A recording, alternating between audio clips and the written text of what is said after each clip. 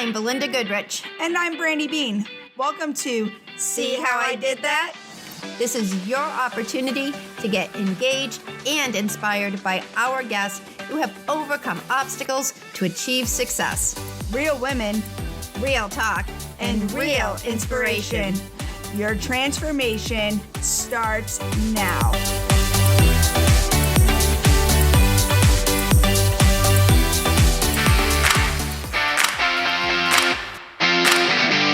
Welcome to See How I Did That. I'm Brandy Bean. And I'm Belinda Goodrich. And on today's episode, we got to speak with Miss Pennie Hunt. And let's just start it off and say that there may be some trigger warnings. Yes, definitely. In this episode, we talk a lot about addiction and, she actually lost a son to addiction.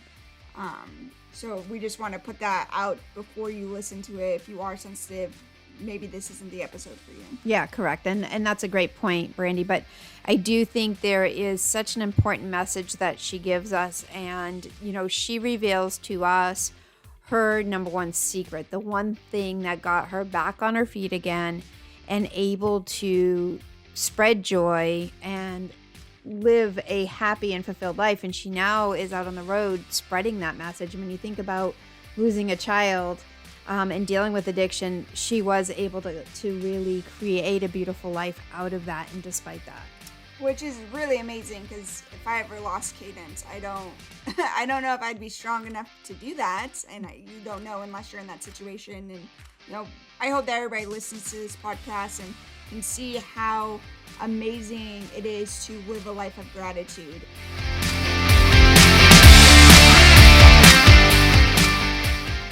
And we are here with Pennie Hunt today. We are so excited to have you on our podcast. Thank you so much for joining us. We are very excited to deep dive and hear more about you and your journey. So Pennie, would you mind just starting us off, telling us a little bit about you? Sure. And thank you for having me. I've been excited about doing this all week, so I'm excited to chat with you ladies today. Awesome. Well, my name is Pennie Hunt, and I always say I have about 7 lives in one. But I'll share with you today, starting pretty well into those lives. And several years ago, almost 10 years ago now, I was the executive director of an organization that recruited doctors for my state, traveled a lot, spoke about recruiting doctors, sat on national boards. And then I had what I call soul slaps and airbag moments, where first I got a call that my dad was diagnosed with a terminal illness, and helped him die through the process of his last few months of life. Mm-hmm. And at that time, I was commuting 45 miles, driving through crazy winter weather here in Wyoming, working 60, 70 hours a week. And that was a soul slap to me to slow down and change my life a little bit. So I did. I started slowing down, not working as much, not going to as many meetings. And then another soul slap hit me right smack in the face when I received the call that my 22-year-old son had passed away. Oh my God. And that really changed my life. So when you talk about wanting to change and doing things different, mine was kind of slapped in my face in a really real way. And after that, I changed everything. I did what I don't promote most people to do, just leave your job. I thought about it a long time, and then I did leave that executive position and started writing and speaking and teaching people how to love their life no matter what. Right. And it came to be, and we'll probably talk about that through how that process worked and how I got from there to here and what I'm doing now. But sometimes you change because you're not doing it on your own. You kind of know you need to do it, but something forces you in a way that you do it. Right. Yeah. And I mean, there is no greater tragedy, right? Losing a child. I think there is nothing that even comes close to that. And I think we all have experiences with grief and death and losing parents. I've lost, my parents and friends, and best friends lost her sister recently. And so it is always hard. I think the losing a child is just, I think, amplified or magnified that much more. And so we appreciate your honesty and transparency with us on that, because I sometimes people, we don't feel comfortable talking about grief. And I think sometimes people who know they have somebody in their circle who have experienced that don't really know what to say or how to handle it either. So you've done such beautiful work transforming that. And I love the way you say it's a soul slap. Like, it's like, okay, you kind of needed the big kick to really look at life. And so we really appreciate that. So Pennie, I am very interested in your life lessons that you have on your website. And right now they kind of hit home for me because I'm in a transitioning time in my life of figuring out what I want to do. I'm a single mom. So I'm hitting kind of those hardships, and life is essentially slapping me in the face right now. So some of your quotes really stood out to me, but one in particular that I would love for you to elaborate on would be, every moment in life, we choose to make waves or sail our ship. Could you elaborate a little bit more on that? Sure.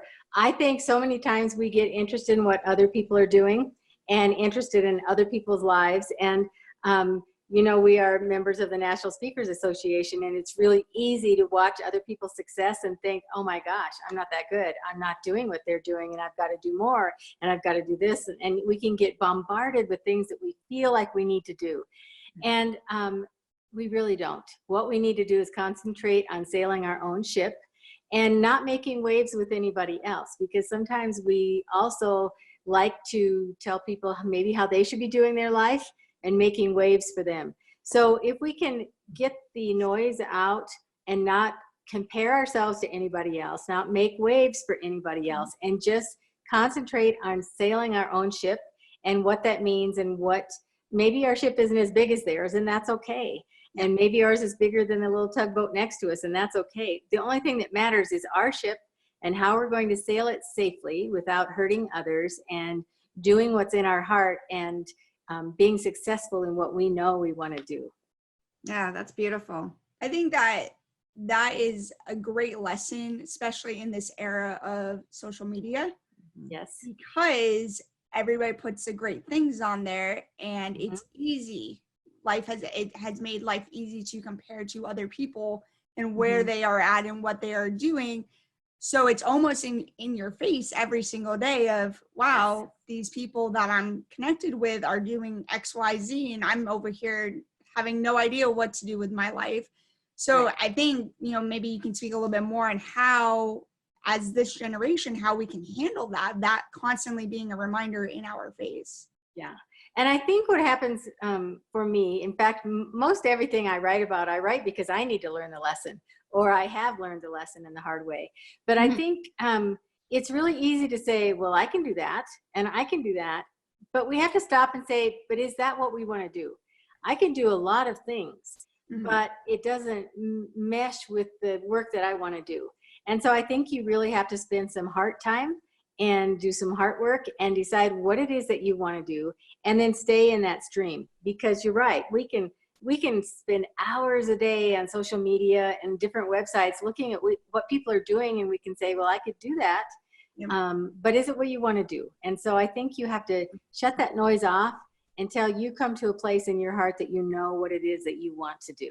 Absolutely. Yeah, no, I think that's excellent, and really truly knowing yourself versus what society is putting on you, or your family or your friends. And I think that is such a thing today, especially, I mean, I'm sure men experience it too, but I think especially for women, when we're caught in this dynamic of raising families and what am I doing with my career, and feeling guilty all the way around, right? You know, if we're not doing enough for our significant other, or for our family, or for our career, or for, you know, and then, and we always seem to take the back seat, right? Yes. You know, and we compare it to taking the oxygen mask dropping, you know, when we fly, right? And, you know, put your own on before you help someone else. And that self-care, which brings me to your book, which is so cool. You have your book, Love Your Life No Matter What, 76 Tips to Live Life with Love and Gratitude.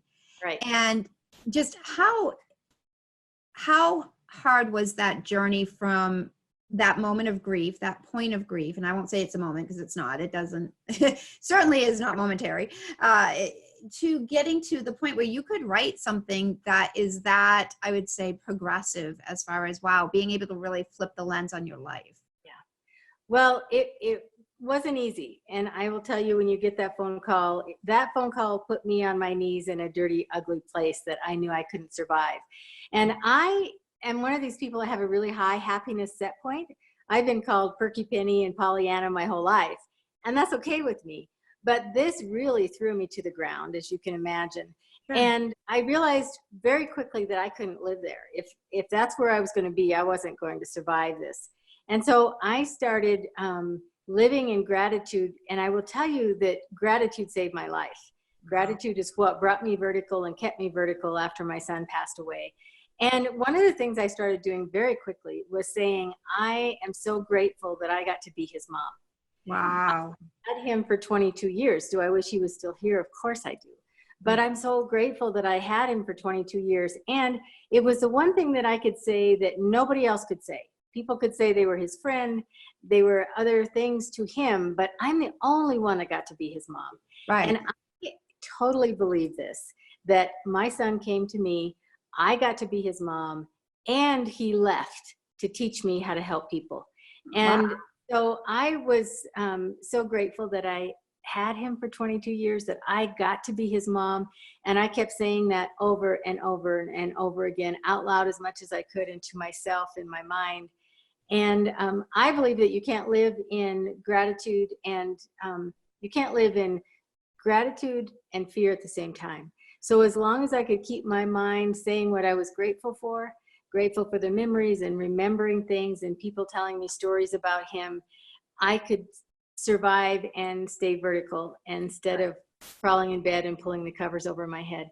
So I won't say it was easy, and it still isn't easy. It's been 12 years since my son passed, and there are still days where I go get in my car and drive and scream because it's just something that's always with you. But the process of living in gratitude really saved my life. And I believe there's three things that are the points that determine success in life. And that is being able to adjust and adapt to change. I was raised in a military family, so we moved around a lot as a child, and I thought it was child abuse. And then I realized now that I learned how to make friends, or I stood alone on the playground. So it taught me how to adapt and adjust to change and accept it.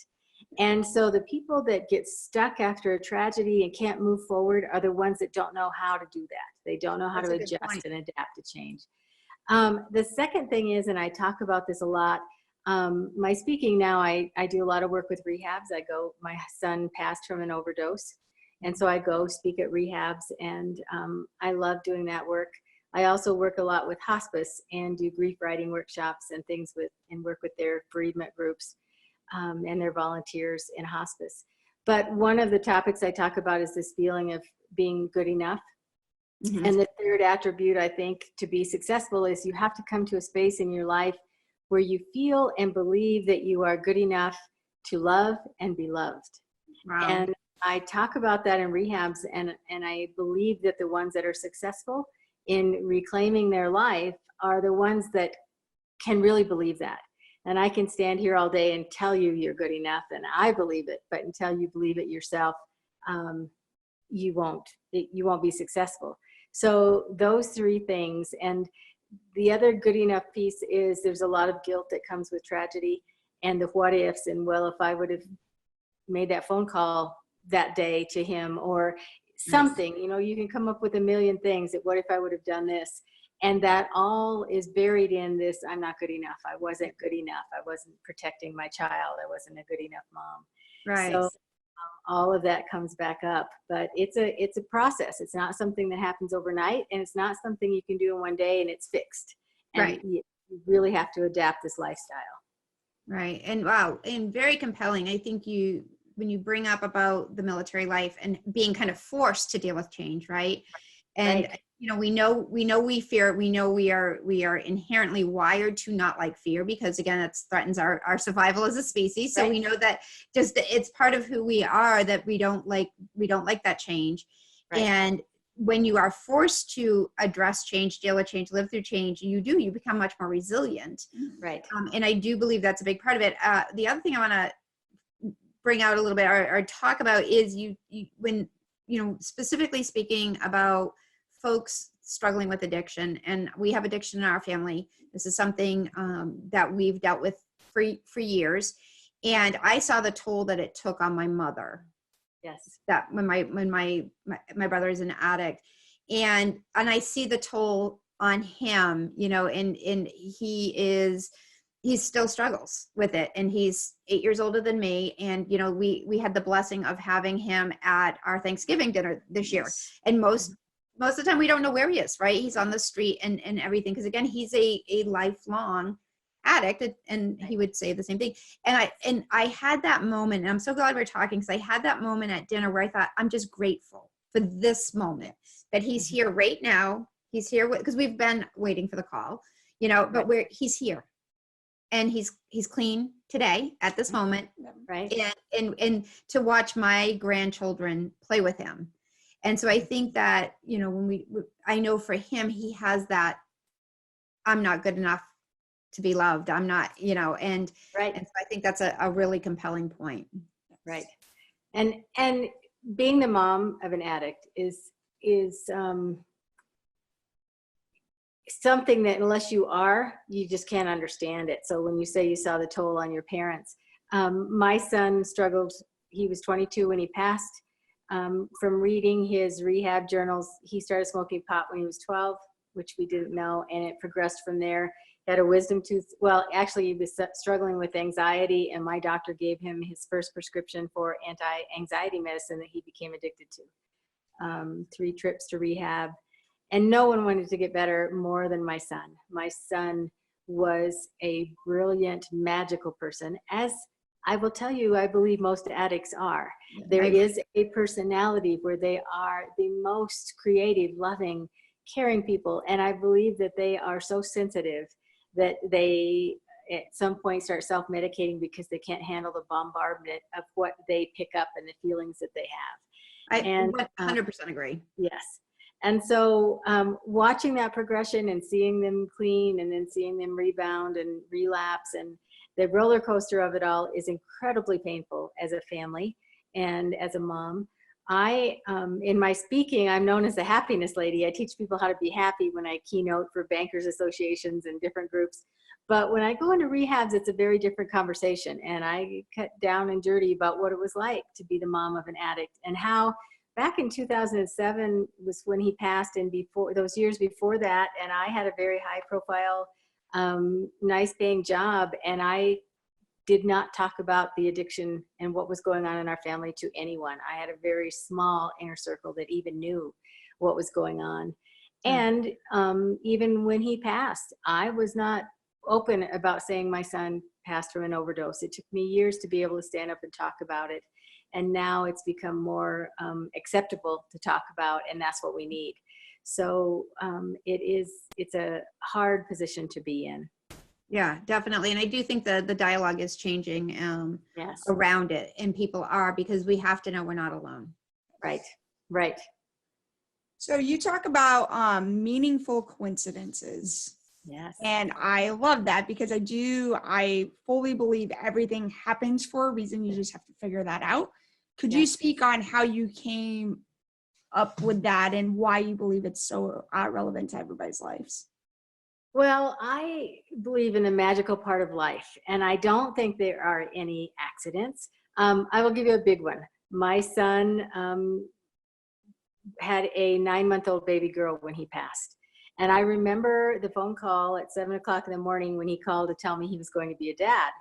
And I remember thinking, oh my goodness, you're not taking great care of yourself right now, and now you're going to be a dad.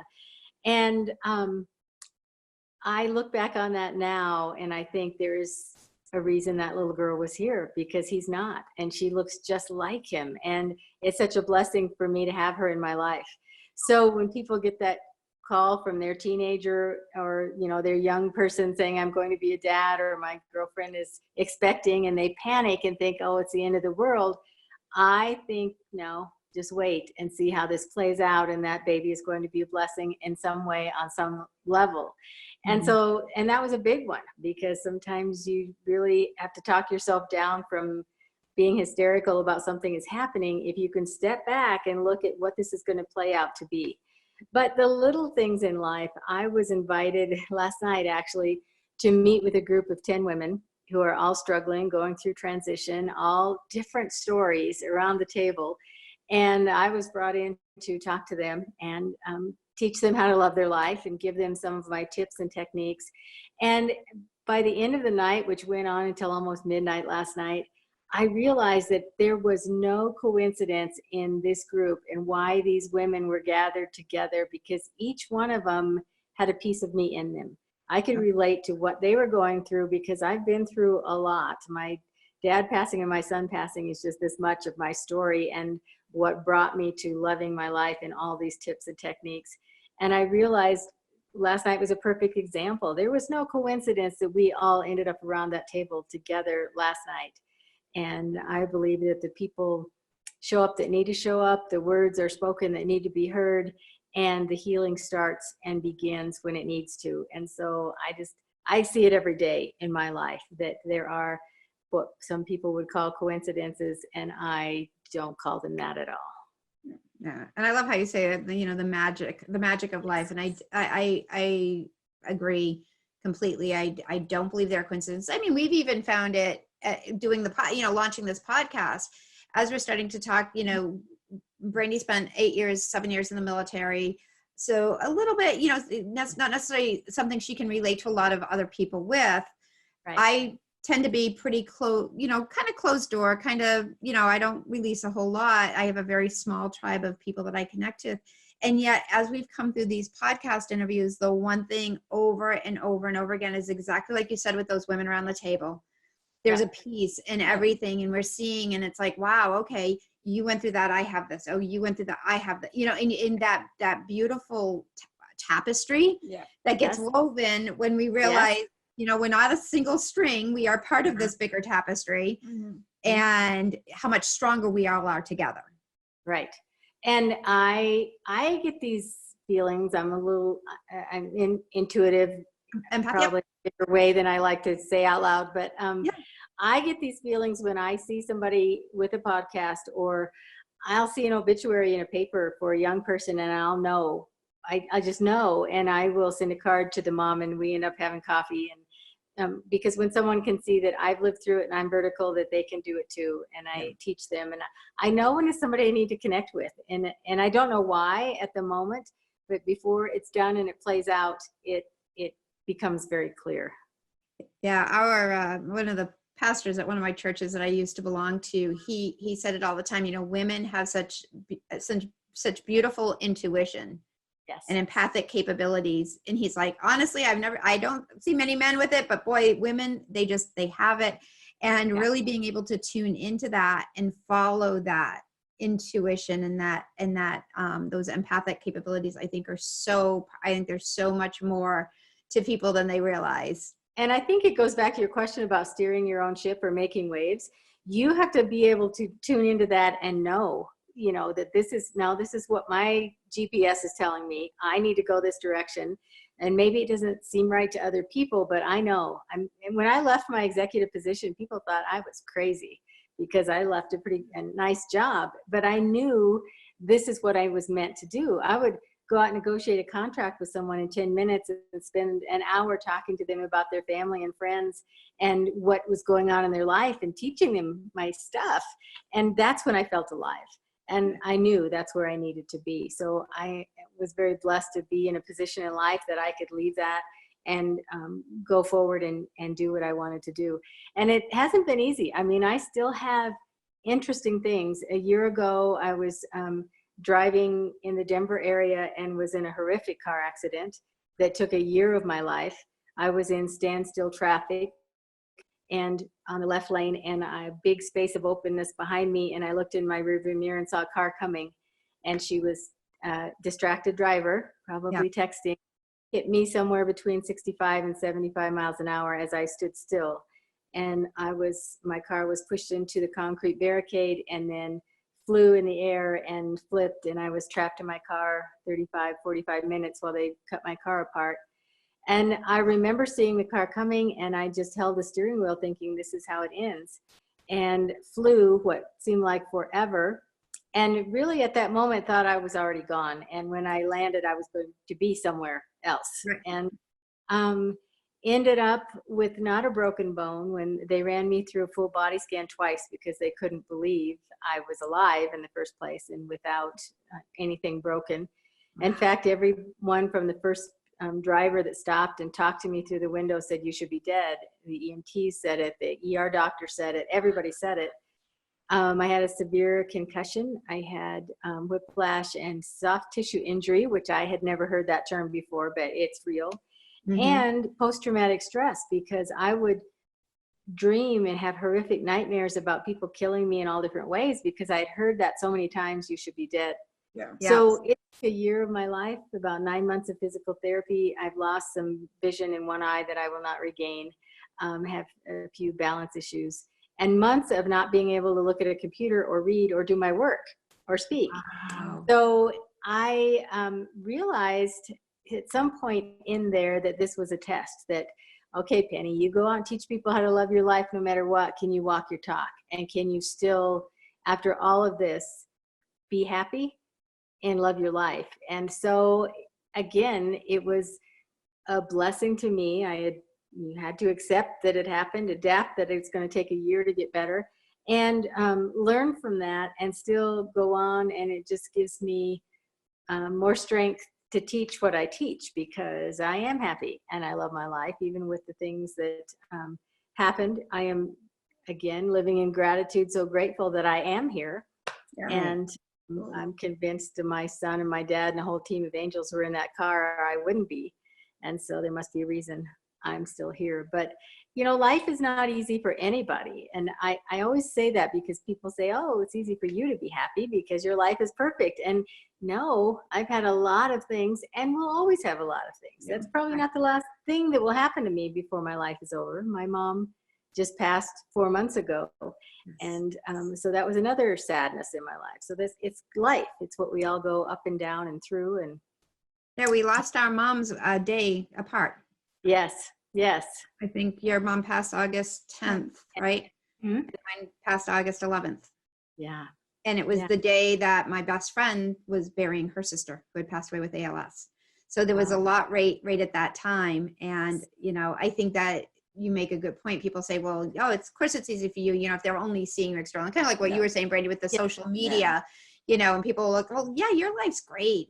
What do you have any issues?" And we all have struggles. Yeah.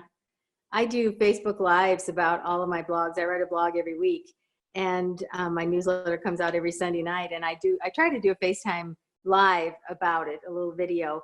And in there, I'm really clear. You know, I wrote this because this happened to me, or I wrote it because I needed to learn this lesson, and I learned it hard. And so, you know, I try to portray things that everything is not perfect. Yeah, no, very true. Very, very true. I'm in complete awe of you, by the way. Oh, We love you. Oh, well, thank you. I don't know. I am a speaker, but I'm just a talker. I love to talk. I love to meet people, and I love to help people. And it's funny, the things that I do, I will tell you, 99% of them cost zero money. And I always, when I speak, I say, you can start this in your car on the way home if you want to, and it will change your life. And it's just simple things, but it's things people don't think about, and it's things that people think, "Oh, that's not a big deal," but it is a big deal if you do it. And so I love to teach the simple things, and I love to teach kids. I think some of my tips and techniques, if we started teaching our society of children, we would have a different world when they grow up. So it's fun for me.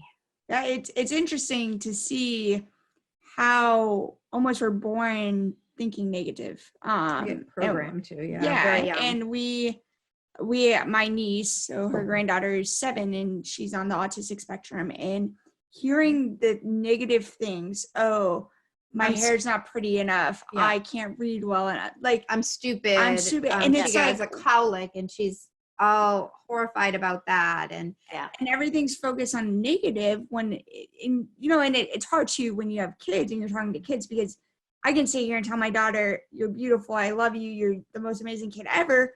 But unless, like you said, unless you truly believe it, so it's like, how do we almost rewire these children's brains to say, hey, I'm worthy, I'm beautiful, I am everything that I want to be, and maybe you can shed a little light on that, because as a parent, like, that it worries me, because I want her to believe those things that I see in her. I would do exactly what you just said, and you just gave yourself the answer. I would stand her in front of the mirror and say, repeat after me, I am beautiful, I am worthy, I am good enough. And make her say, in my book, and this tip is in there, the good enough tip, this little card, and I put it in my book. And I think you probably have one. If you don't, I'll send you some. But it says, I am good enough. No one is better or less than another. And it doesn't say you are good enough, because your brain will believe your own voice more than anybody else. So I want people to read the card and say, I am good enough. And when I speak, I make the whole group say it out loud with me. And I say, put it on your makeup mirror, put it on the visor of your car, put it somewhere that you see it every day, and say it to yourself every day. And when your brain starts hearing your own voice tell you things, it will start believing it. Because we believe what other people say about us much more than what we think about ourselves. And again, I am not perfect. I'll say things sometimes, and my sweet husband will say, that is not very penniehunt.com like. I love it. And it kind of irritates me for a second, but I love it when people use my stuff back on me, because I've taught them, they know it, and they're teaching me again. So it's a lifelong journey for these things. I have bad hair days, and I think, oh my goodness, I can't go outside like this. And it's so funny how the littlest things we will believe about ourselves that are just not that important. But that's, to answer your question, I would have her stand in front of a mirror every day and say those things out loud to herself, and model it for her. You do it. Stand in front of the mirror and say, I am beautiful, and let her see you do that. Because here's what happens, and I'm guilty of this. We raise these young girls to be women, hearing us say all the time, oh, I'm fat. Oh, I need to lose 10 pounds. And so we teach them, we model it. So if you can change your modeling, and so she sees you do it, and then she'll copy you. That's awesome. I think that's beautiful advice. I think that's great advice for our listeners to individually to be their self-talk and what they're saying. So we're going to challenge all of our listeners to follow along with that and say those positive affirmations out loud to themselves in the mirror there, but also watch what they're modeling. And if you have young children around, and working on those and shout in your car. I spend a lot of time screaming in my car. And somebody the other day said, I saw you driving the other day and you were singing. I can do a lot of things. Singing is not one. Physically, I can sing. You don't want to hear me sing. But what I do in my car is go through my gratitude list. And I say it out loud, because I think words have energy. And in your car alone, you can scream and shout and say, thankful for this and thank you for that. And don't waste your time driving, not doing anything. Do your gratitude list as you drive and in your car. And model that. If your kid's in the car seat or in the back seat, let them hear you do that. That's good. No, I love it. Pennie, you have just been such a joy, and you have such an incredible, powerful, and very real message. And I think that's the thing is, again, you are coming from a position of experience and overcoming some amazing tragedies, and being able to still find that joy and having that gratitude is so important. So thank you for joining us. We really appreciate it. Oh, thank you for having me. You just are lovely. I just love looking at your faces, and we could talk. You're sweet. Well, Brandy, that was a powerful interview. And I think, when we look at today's environment, with all of the disruption from COVID-19 and things that people are struggling with, it's funny, we actually talked to Pennie quite a while ago. Yeah. And as we were kind of teeing up the episodes, I think I kind of embraced what she said about meaningful coincidences, because I felt like it wasn't quite the time to release her episode. And today it is. It's a perfect timing for right now. I mean, as we all know, what we're going through is unprecedented. Nobody has gone through this before, and we're really just taking it one day at a time. And to hear something so powerful and so convicting of, really living a life of gratitude. We need that right now. I know personally that's something that I have slacked on a little bit in the last couple weeks, and being able to just change that mindset to being, just grateful. Like, I'm just grateful for what I have. It's just an important thing right now. Yeah, absolutely agree. So she is just a phenomenal woman, a phenomenal friend and speaker, and this is such an inspiring thing. And if you or a loved one is struggling with addiction, we will put some resources in the links for you for you to be able to reach out and get some help. And we are praying that you're all staying safe, you're all staying healthy, and remember, we're all in this together, and we will come out stronger on the other side.